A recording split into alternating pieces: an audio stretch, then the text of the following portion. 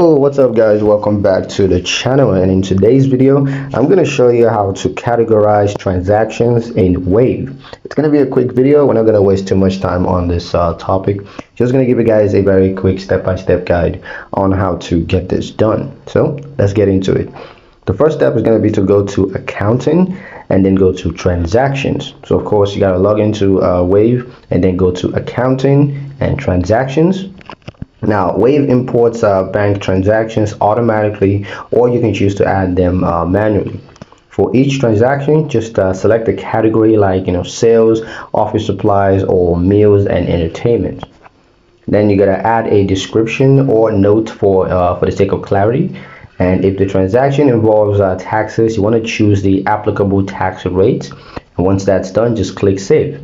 Proper categorization keeps your financial records clean and compliant. And that's pretty much it for the video, guys. Hope you liked it. Hope you found the information here useful enough. If you did, like the video, comment down below, let me know what you thought. Share the video with your friends and subscribe to the channel if you haven't done so already. And we'll see you in the next one.